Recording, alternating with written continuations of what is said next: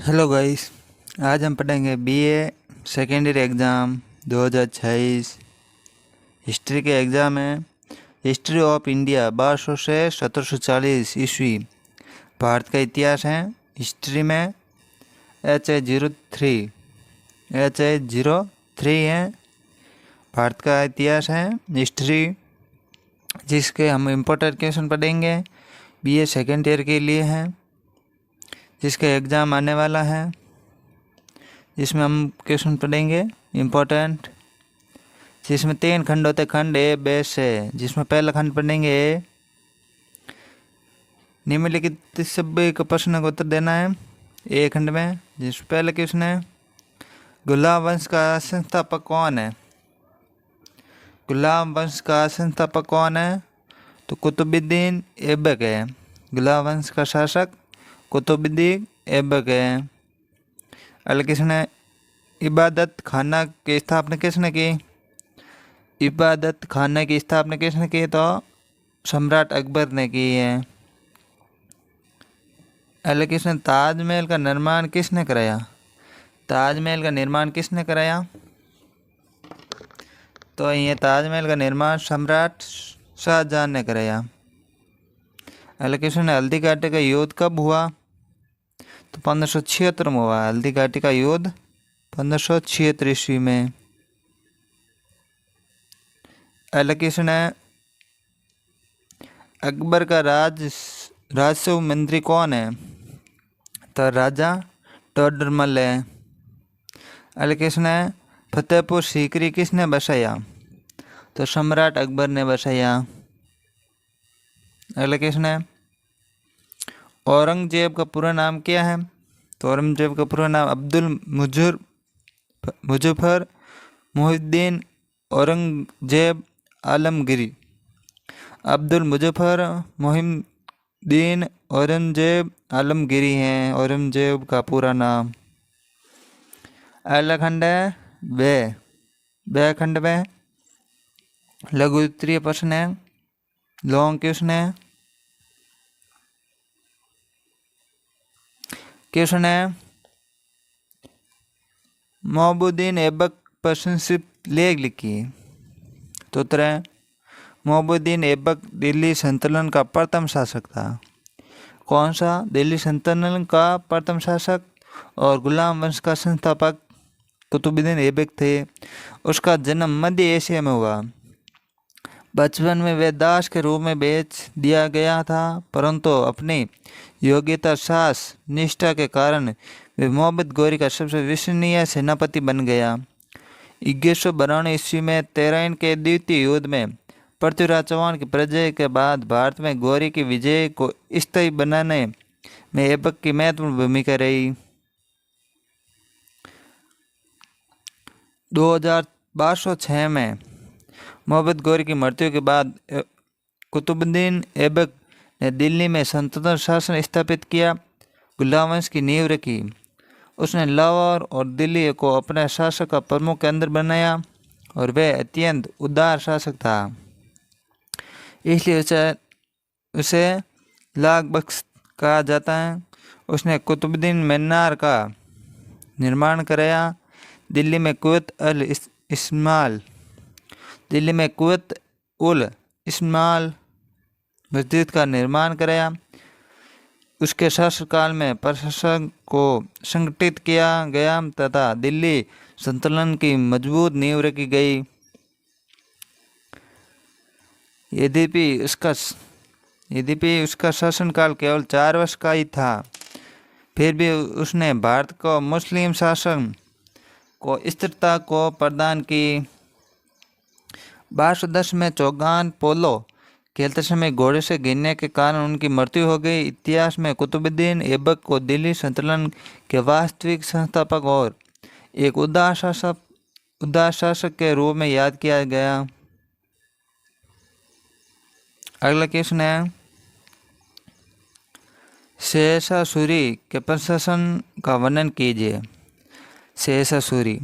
उत्तर है, शेरशाह सूरी मध्यकालीन भारत का एक महान शासक और कुशल प्रशासक था। उसका शासनकाल भले ही अल्पकालीन रहा, लेकिन उसकी प्रशासनिक व्यवस्था इतनी प्रभावशाली थी कि बाद में मुगल सम्राट अकबर ने भी उसने अपनाया और शेरशाह के शासन को अधिक संगठित, न्यायपूर्ण और जनहितकारी बनाया।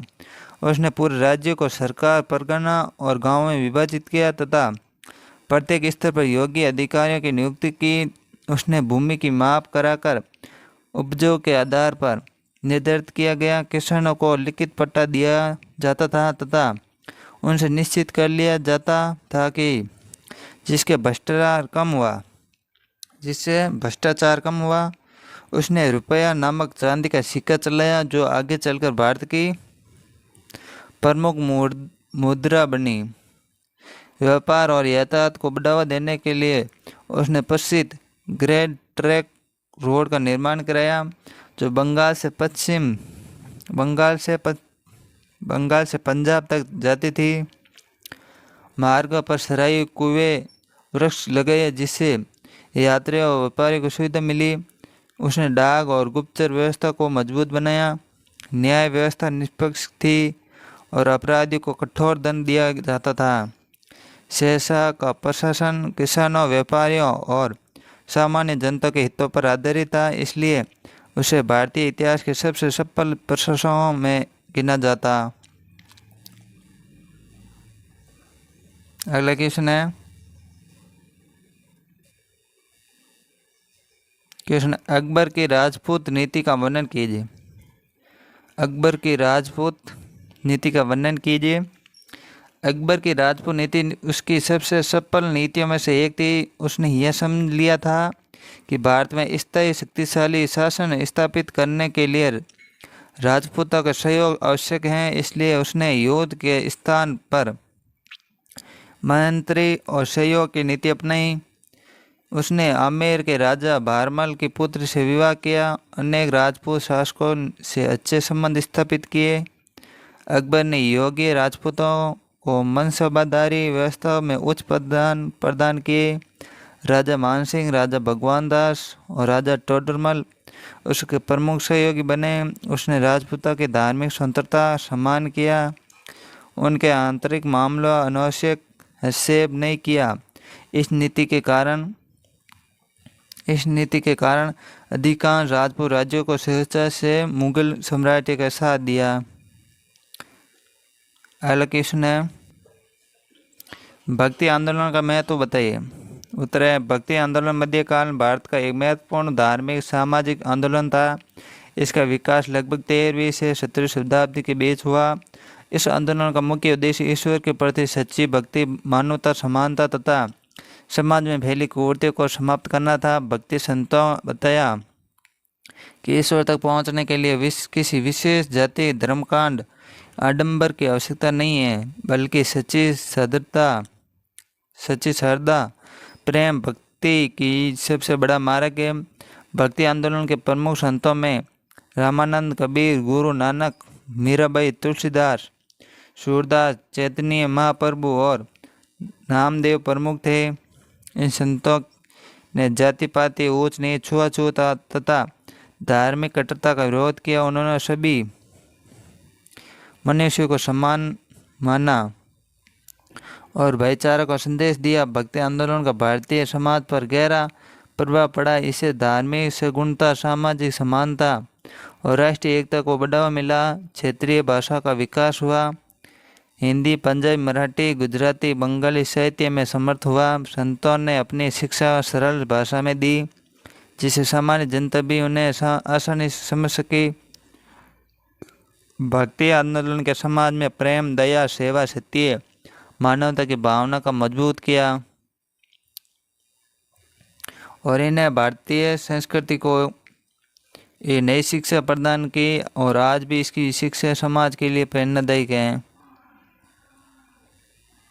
अगला क्वेश्चन है शाहजहां के स्थापत्य कार्य का वर्णन कीजिए। शाहजहां मुगल साम्राज्य का 5वां सम्राट था। उसके शासनकाल को भारतीय स्थापित कला का स्वर्णकाल कहा जाता है। उसने भवन निर्माण और कला के विशेष प्रेम था। उसके समय में अनेक भव्य महल, किले, मस्जिद तथा मकबरे बनाए गए, जो आज भी विश्व भर में प्रसिद्ध हैं। शाहजहाँ की सबसे महान कृति ताजमहल है, जिसका निर्माण उसने अपनी प्रिय पत्नी मुमताज महल की स्मृति में आगरा में करवाया। ताजमहल सफ़ेद संगमरमर से निर्मित है और अपनी सुंदरता, नक्काशी, जड़ाऊ कला के कारण विश्व के 7 आश्चर्यों में शामिल है। इसके अतिरिक्त उसने दिल्ली का लाल किला, जमा मस्जिद, मोती मस्जिद, दीवान आम, दीवान खास तथा शीश महल जैसे अनेक भव्य भवनों का निर्माण कराया। उसकी इमारतों में संगमरमर, कीमती पत्थरों की जड़ाई, विशाल बुंदक, ऊंची मीनार, सुंदर नक्काशी देखने को मिलती थी। शाहजहाँ के समय मुगल स्थापत्य कला अपनी सर्वोच्च अवस्था पर पहुंची। उसकी इमारतों केवल सुंदरी ही नहीं माननी थी, उसकी केवल सुंदरी ही नहीं थी बल्कि भारतीय, फरासी, मध्य एशियाई स्थापत्य शैलियों का अद्भुत समन्वय प्रस्तुत करती है। निष्कर्ष: शाहजहाँ भारतीय इतिहास का महान स्थापत्य संरक्षण था। उसके द्वारा निर्मित स्मारक आज भी भारत की सांस्कृतिक धरोहर और विश्व पर्यटन का प्रमुख आकर्षण है। आलाखंड से इसमें 7 नंबर का क्वेश्चन आता है 2 एग्जाम में। दीर्घ उत्तरीय प्रश्न है, बड़े क्वेश्चन आते हैं।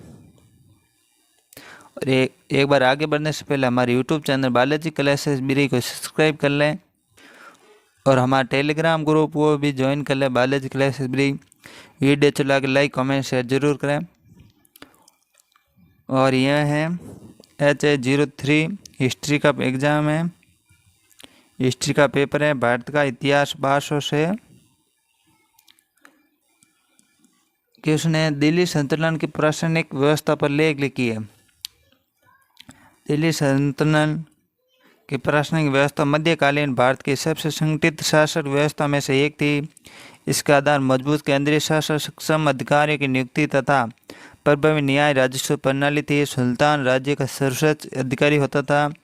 वे सेना का प्रधान, न्याय सर्वोच्च अधिकारी, शासन का प्रमुख होता था। इसकी सहायता के लिए वजीर, दीवान वरजात, दीवान रसालत, दीवान इस्सा, हाजिर मम्मिक जैसे उच्च अधिकारी नियुक्त किए जाते थे। राज्य को अनेक स्तकों को बांटा गया।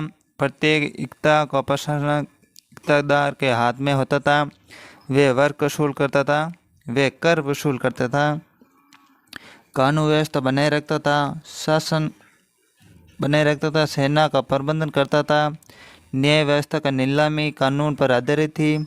काजी न्याय करते थे। अपराधी को कठोर दंड दिया जाता था। सल्तनत की सेना बहुत ही शक्तिशाली थी।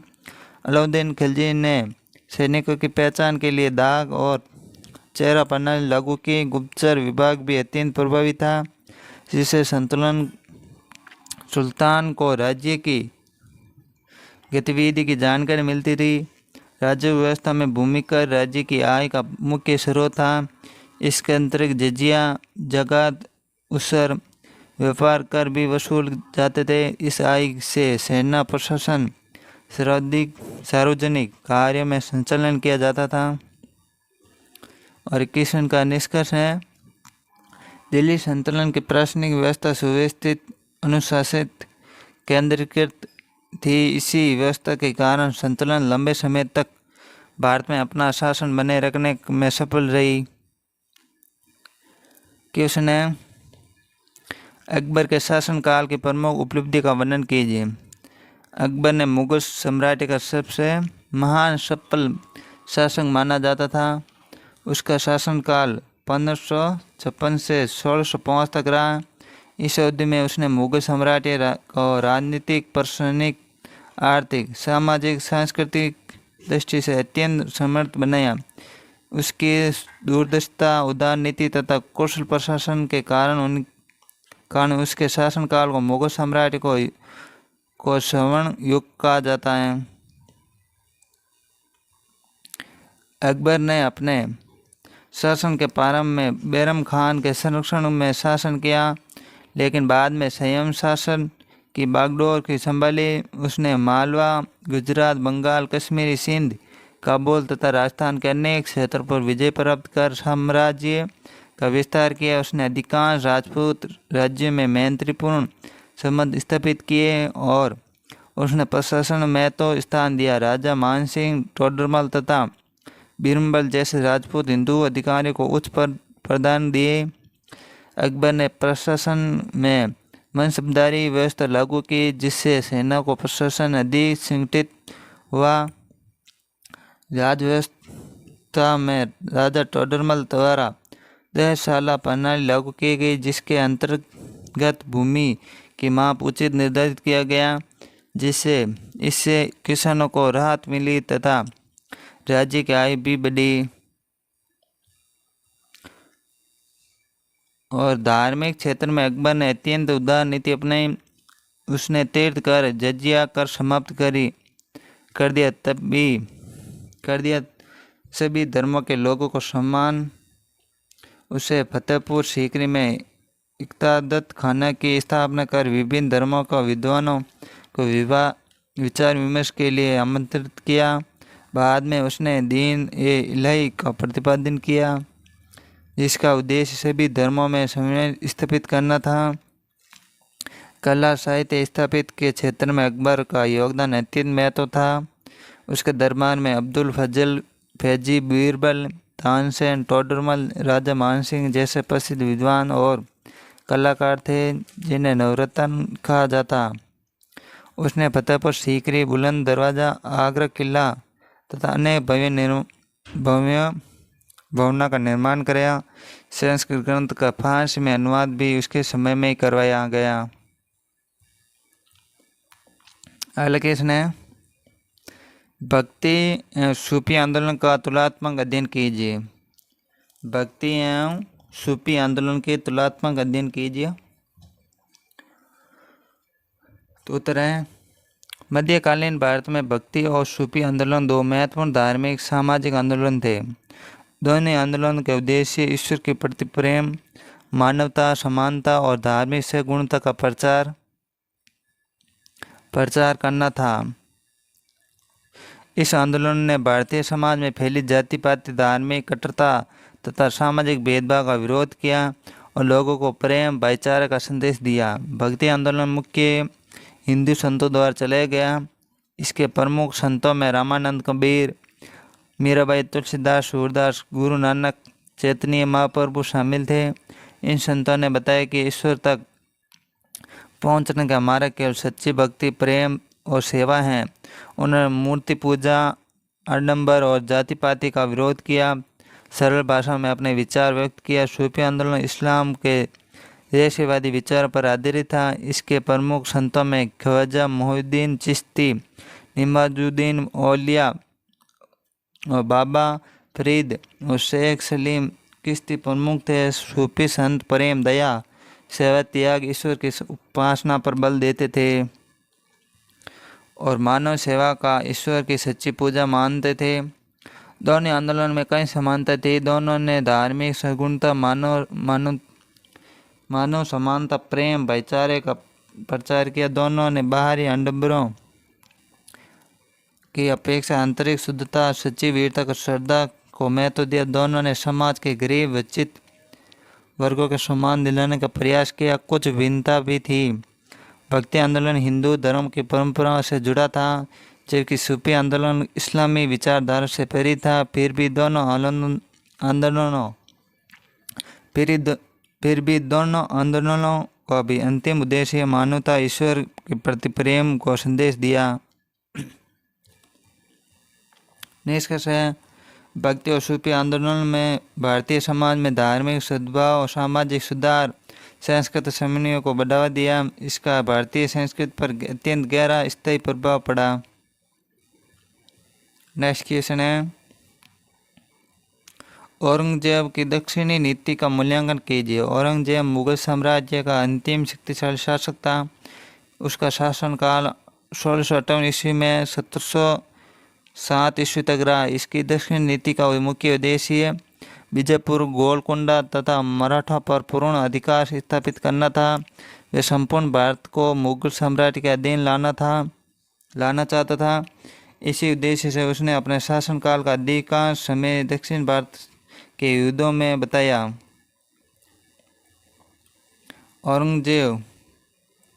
औरंगजेब के सबसे पहले बीजापुर और गोलकोंडा के राज्य पर आक्रमण किया। 1686 ईस्वी में उसने बीजापुर तथा 1687 में गोलकोंडा पर अधिकार कर लिया। इसके बाद वह उसका मुख्य संघर्ष मराठा हुआ। शिवाजी की मृत्यु के बाद मराठों ने मुगलों के विरुद्ध संघर्ष जारी रखा। संभाजी राजाराम ताराबाई ने नेतृत्व में मराठों ने छापामार युद्ध नीति अपनाकर मुगल सेना को भारी क्षति पहुंचाई। दक्षिणी युद्ध के लगभग 25 वर्षों तक चलने रहे उन युद्धों में मुगल साम्राज्य का अपार धन सैनिक शक्ति नष्ट हो गई। लंबे युद्धों के कारण प्रशासन कमजोर हो गया, प्रांतों में विद्रोह बढ़ गया और आर्थिक संकट उत्पन्न हो गया। उत्तर भारत की समस्या पर औरंगजेब पर्याप्त ध्यान नहीं दे सकता। औरंगजेब की धार्मिक नीति भी उसकी दक्षिण नीति को प्रभावित करती थी। उसकी कट्टर नीतियों के कारण अनेक हिंदू शासक मराठा उसके विरोध बन गए। इससे मुगल साम्राज्य की एकता कमजोर हुई। मूल्यांकन की दृष्टि से औरंगजेब प्रारंभ बीजापुर, गोलकोंडा पर विजय प्राप्त करने में सफल रहा, लेकिन वे मराठाओं की पूरी तरह से पराजित नहीं कर सका। दक्षिण के लंबे समय युद्धों के मुगल साम्राज्य को आर्थिक, सैन्य, राजनीतिक रूप से अत्यंत कमजोर कर दिया। इतिहासकारों का मानना था कि औरंगजेब की दक्षिणी नीति मुगल साम्राज्य के पतन का प्रमुख कारण बनी। निष्कर्ष: औरंगजेब के एक परिश्रमी साहसी शासक था, परंतु उसकी दक्षिणी नीति व्यवहारिक दृष्टि से सफल नहीं रही। उसके परिणाम स्वरूप मुगल साम्राज्य की शक्ति धीरे धीरे क्षीण हो गई। उसके बाद साम्राज्य के पतन का मार्ग प्रशस्त हो गया।